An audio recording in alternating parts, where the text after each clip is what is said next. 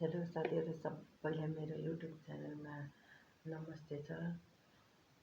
Like, comment, share, subscribe गरिदिनु है साथीहरू। मन परेमा म चाहिँ मसुरको दाल बसाल्न जान लाग्छ साथीहरू। मसुरको दाल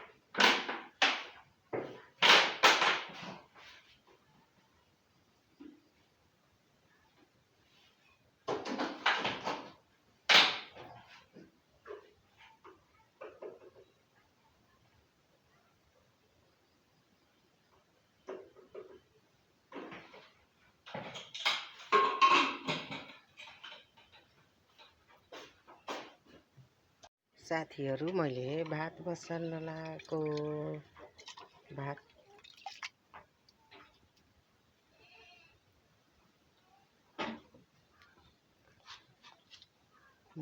भात बसाल्न लागेको साथीहरू।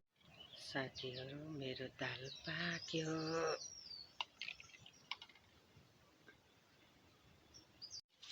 साथीहरू, मैले चाहिँ आलुको अचार बनाउनलाई आलु उसिन्न जाँदैछु। आज आलुको अचार खानु पर्यो साथीहरू। हेलो साथीहरू, हेलो। मेरो अचार आलु, काँक्रा, प्याज, खुर्सानी हालेर बनाएको। यहाँ चाहिँ साथीहरू यसलाई गोर्खे अचार भन्छन्। यस्तो अचारलाई साथीहरू काँक्रा, आलु, प्याज हालेकोलाई गोर्खे अचार भन्छन् साथीहरू। यो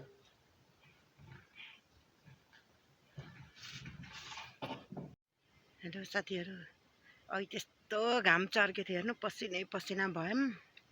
अहिले फेरि शीतल भएछ हेर्नु, म देखाइदिन्छु साथीहरू। मेरो घाँस चाहिँ यति भयो साथीहरू। हेर्नु त, नातिनी उहाँ तल छिन् साथीहरू। यस्तो घाममा घाँस काट्नु परेछ हेर्नु।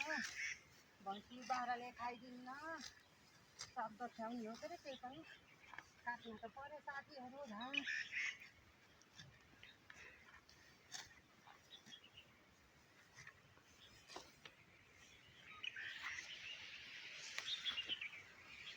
घामको 3 नेत्र खुले। हेर्नु त साथीहरू, यस्तो भएछ। अघि चाहिँ बेसरी घाम चर्क्यो, हामीलाई त मारे थियो।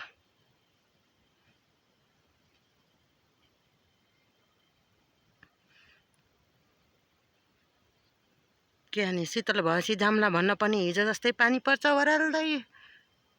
भिजेको घाँस नखाने साथीहरू, के हानी हो र।